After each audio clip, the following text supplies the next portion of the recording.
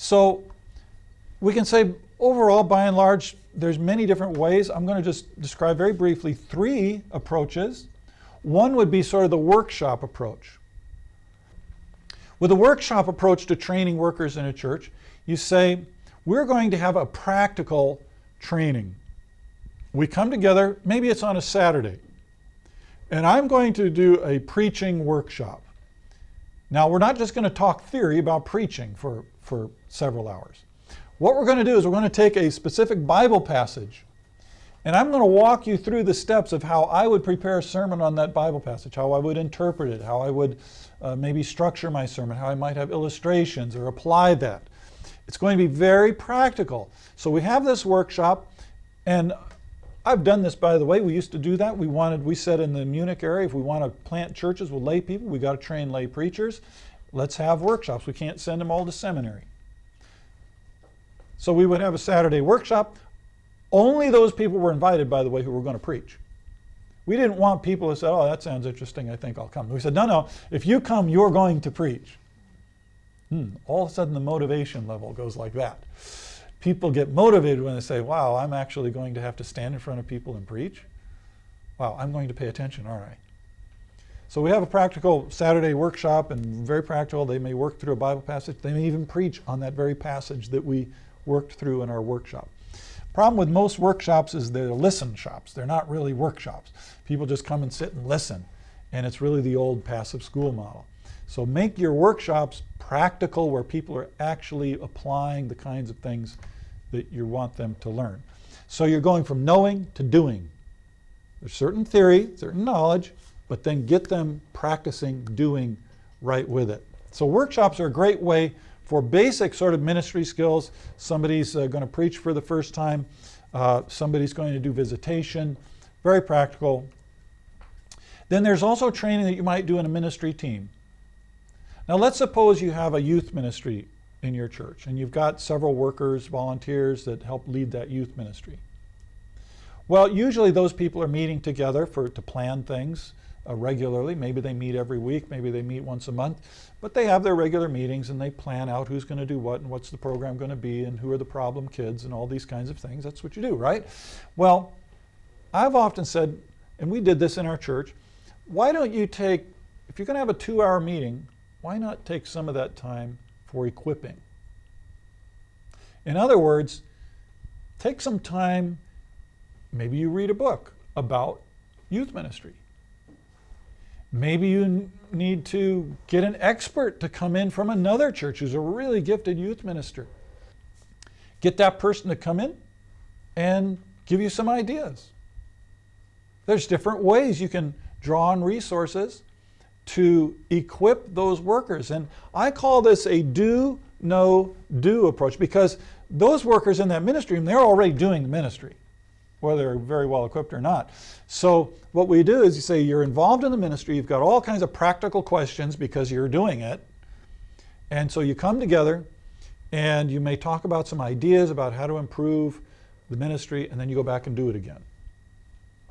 One of the advantages to this is that you're integrating the learning with the actual ministry doing.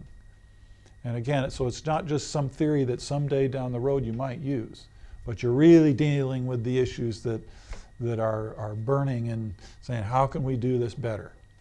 So it's very relevant. And then a third approach is just individual instruction, where I get together maybe just one-on-one with another person and say, you know, I think you've got a gift as a preacher and you attended the preaching workshop, but let's get together and let's meet and I'll help you develop your preaching skills better. I'll give you some feedback or some ideas on how you could do this better. And so it's more of a one-on-one sort of training, or sometimes just simple skills like how to share your faith with somebody else. You go one-on-one. And one of the approaches, so this is much more personal, so it's sort of a B, like character, do, and know. It's very integrative.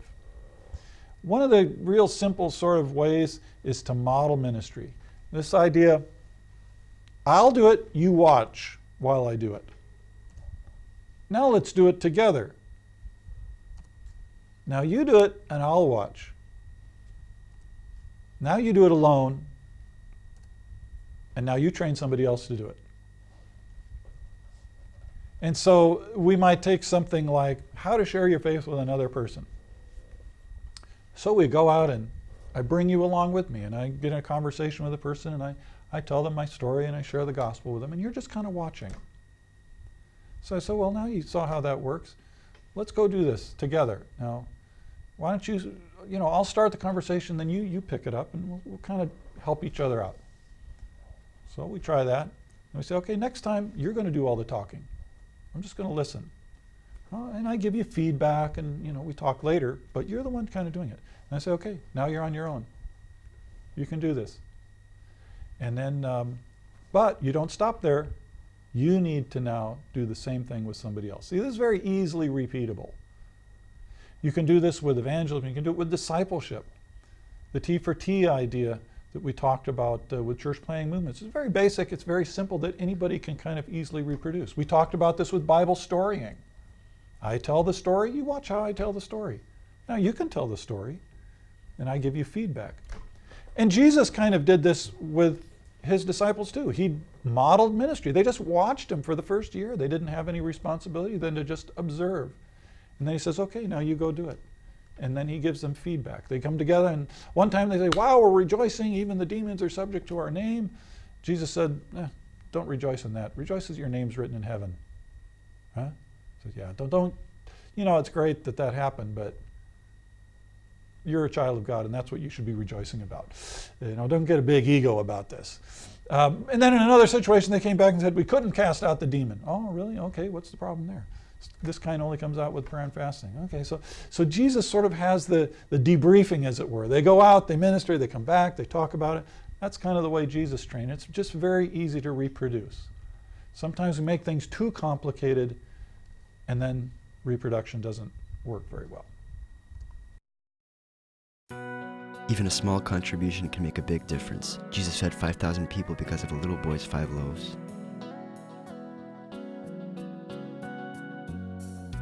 Regardless of the amount, your contribution is very important and greatly appreciated. Visit us at tvsseminary.com.